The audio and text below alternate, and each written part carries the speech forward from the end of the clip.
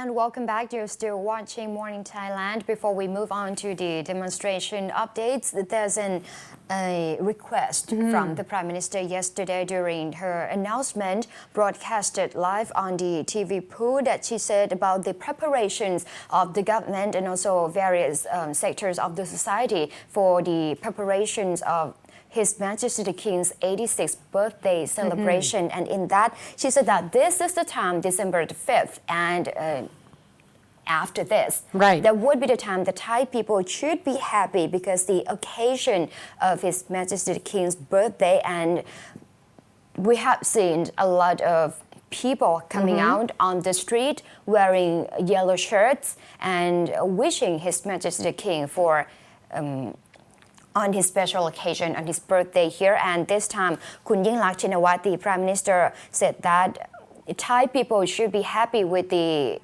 occasion that has been coming up here. And she has addressed to the media, the press as well, that calling on them to report or present only the stories that did not cause further conflict in the society and promote peace and unity among Thai people, especially the achievements and contribution of His Majesty the King. And she said that this is the good start for Thai people to do their duty. Right. Not just their job, their duty as a Thai people. She said that we should have love for each other, start doing good things and have unity between Thai people ourselves, not just people that we know, colleagues or friends, but the whole country, because we are the nation. Right. Or so meaning that even those with different ideologies or principles, you still, well, you don't have to love them, but at least you have to accept each other. I think that's like the main point that we're supposed to at least. That's like the only way to have harmonies in the just in the changing society. your attitudes. Exactly, because the thing is, if you want to press for democracy, one of the greatest part was that you have to be able to accept others and their ideologies, because despite the fact that you might not like their ideas, they still have the rights to have that ideas. Yes. Right. So that was one of the things that I think sometimes we forgot. I watched one expert on MCOT9 yesterday during the evening news, and one of the guest speaker that said that democracy is not unity. Right. It's that people, the extreme people from different sides that can live together in a structure.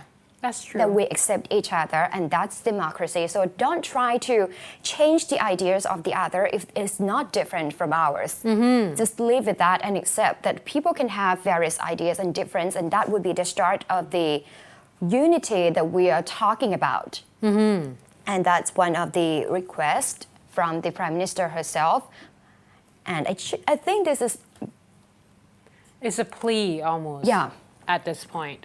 You have to say it's a plea, and obviously we have been, trying to select the news that talk a lot about various people talking about unity in a society, because I think this is one of the things that we needed right now. Yeah. Despite the fact that we have such a ongoing conflicts and turns violent. All right, moving on to another interesting, I guess, news that has been presented to us this morning is that, well, I don't think I can say I'm surprised. There has been a talk that this year our rank for corruption actually fall even further on the list. Now they say that at this point the Transparency International, which is an organization that look into various countries and measures their corruption level, they say that for the corruption perception index for this year, Thailand ranked 102 out of the 177 countries.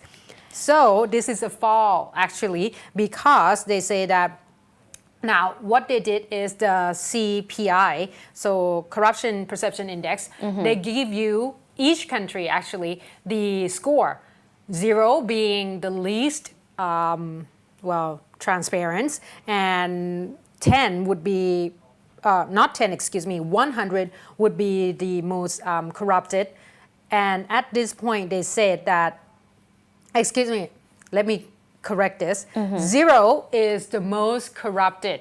And then you rank to 100, that means that you are working toward transparency. Yeah. So if you score high, that means that your country is very transparent and there's less corruption in your country.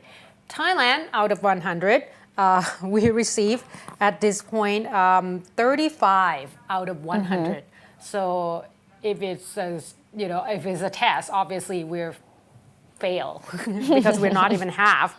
Now they say that this year we are 102nd, in terms of the rank here in Thailand, and they say that we're sharing this particular rank with Moldova and Panama, and they say that last year we were at 88th, so 88th fallen into 102nd. 88 is better. Right. And the more numbers that we've got, that Right. means we tends to be more corrupted.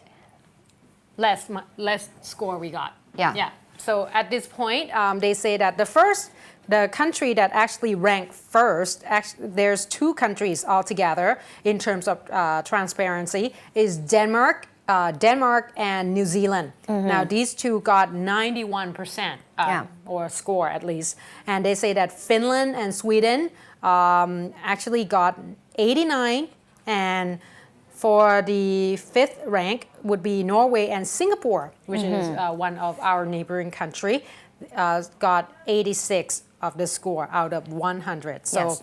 this is actually quite good for Singapore, and we know that they are quite transparent in terms of their politics and such. But at this point, I think that this particular index says something about the situation in our country as well, whether or not this is acceptable for us, because from 88th down to 102nd, that's quite a bit, I would have to say. So maybe at this time, if there's ongoing political conflict and should there be any changes, I think this is one of the issues that they should look at foremost. And there were announcements from the government or the prime minister saying that she would Tackle the tackle the corruption problem. So that would be a good side here. Now moving on to what we are waiting for, the updates on the protest situation. It seems that the situation was heated up since early in the morning because Kun Suthep Suban said on Monday that the protester would seize the Metropolitan Police headquarters by 3 p.m. and he called on people to gather the preparation, the march to be gathered since 7 a.m. So a little bit before 8 a.m. yesterday, there were police helicopters flying overhead and dropping pamphlets. Yeah, the leaflets, right? Yeah. Showing, I think that was one of the tactics that I found quite interesting. This is new. Exactly. Yeah. And I thought, wouldn't that be like considered littering? Because like it was flying up in the sky. Interesting though. This is the first time that we saw such things in Thailand. Here, police helicopters dropped the copies of the arrest warrant against Kun Suthep Suban over the Democracy Monument on Ratchadamnern Avenue and also at the government complex rally site on Jangwatthana Road. Officers in helicopters even warned the protesters to leave the rally sites. However, demonstrators did not fear. So at the rally site at Ratchadamnern Avenue, they prepared to march to the Metropolitan Police Bureau in keeping with Kun Suthep's vow that they would seize it by 3 p.m. So at around 8 a.m., the Commissioner Police Lieutenant General Kamron Witthupkrachang says that he would allow the protesters to reach the bureau peacefully. He promises that the police that guarded the bureau will no longer fire tear gas or even any rubber or live bullets to the protesters in order to fend off them. At 10 a.m., police had removed one barrier at the 1st Infantry Division intersection, allowing the protest leaders led by Kun Chumpon Junansai and Kun Thawan Sainiam to move closer to the headquarters on the Ayutthaya Road. And after that, authorities had allowed the protesters to follow in a little bit before 11 a.m. After that, the protesters successfully removed barriers at Chamai Maruchet Bridge and the Oratai Bridge, which was the very chaotic scene. On Monday, there were firing of tear gas and maybe the live bullets, as some of the protesters had claimed, and a lot of people were injured. It's like a battle scene on Monday. However, yesterday there seems to be a peaceful sight to see, and not just the situation. There were a footage showing police officers and the protesters hugging each other, and they give flowers and water bottles at them. It was quite an interesting scene, I would have to say. It was a surprise. Everybody was pretty much, oh, that's Kun Chuwit. Yes, of course, and we'll talk about that. Kun Chuwit, yeah, there seems to be a little bit of a scuffle, and this happened at the government house after the after the siege of the government house, and the protesters were allowed in the area, in the compound. Kun Chuwit Kamonwisit had turned up. He's a veteran politician in Thai politics, and he has quite some characters. Oh yeah, he's the one that produced all the interesting video clips of various MPs doing interesting things inside the government house. Yes, of course. And earlier he had come out and opposed the opposition, the protesters. But this time at the government house during the siege, he turned up there and trying to join. I don't know what he's trying to do. However, it seems that he has attracted a lot of attention there. It was interesting though, for the person that opposing it. He was actually one of the people that pulled down the barrier, helping other protesters. He posted that picture on his Facebook, and that's a lot of people. Well, there's two sides of the story, right? Some people say that, well, according to him, he's there to help the fellow Thai, and for other people who are opposing him, were saying that he was just a way of him PR. It's like stealing the show. Exactly. So I think that led to a little bit of a scuffle. Yes, of course, because Kun Anchali Paivarirak, one of the protest star, not a core leader, but she has been on the stage and key figure, I would say. Yeah. And she said that Kun Chuwit has nothing to do with the protesters there, and he was trying to steal the show, and he asked Kun Chuwit to leave the area and also called on the protester to stop taking photo op with him. However, there were some people that tried to escort him out of the government compound, the government house compound, and that when the scuffle arises, some of the bodyguards, the guards, and the protesters are trying to invite him, escort him out of the area, but it seems that he had rejected, and some of them had thrown the water bottles at him, and he pushed one of the protesters' in the chest, and so that's why it started. Yeah, he did mention on his Facebook saying that he is also one of the citizens, so he has the right to be there as well. But overall, let's just say that yesterday did not end in any brawl, which is good. And it was quite interesting. A lot of people say that if this is a Hollywood plot, it's twisted quite a bit because all of a sudden, go right ahead, marching in. If you want to come. And just before noon, Kun Sathit Wong Nong Tei, one of the protest leaders, had declared on the Rajadamnern Avenue stage that people win. They declared victory on the stage, and they asked the protesters to start celebrating. And that's when a lot of people started to be confused. Yeah, that's right. It was a lot of confusion yesterday, that's for sure, and for a lot of reporters as well, especially foreign reporters who just kind of shocked because after tear gas, this is really Thai, Yeah, after tear gas, after everything else, they hugged. And everything, but it's good that overall, everything is turned out all right. However, a little bit after that, Kun Suthep Thusuban even came on the stage at the Jangwatana at the government complex, saying that this is not the total victory of the people. It's just part of it, part of that victory. As he said that they would seize the protest, the Metropolitan Police Headquarters and the government house, and they successfully did it. So that's a part of the victory. However, the fight against the Thaksin regime is not over yet. They will just pause for a while for both sides to rest, to relax, and ahead of the celebration of His Majesty the King's birthday. So after December the 6th, they will come and talk again on what they are doing next. And today there will be a big cleaning up at the Ratchanamnern Avenue ahead of the celebration on December the 5th. So today, if you see the footage of people cleaning the street, don't be confused. Right. So, because at this, I think they started a little bit already too yesterday. Now, of course, we have the anti-government protesters. It's only fair we report about the pro-government as well. Yeah. Of course, the red shirt people gathered again yesterday at the Imperial World shopping mall in Lat Phrao area. They say that yesterday, of course, there's several announcements in regards to the anti-government protesters. And one of the things that was mentioned was the fact that the government stepped back a little bit, let all the anti-government protesters siege the area that they wanted to.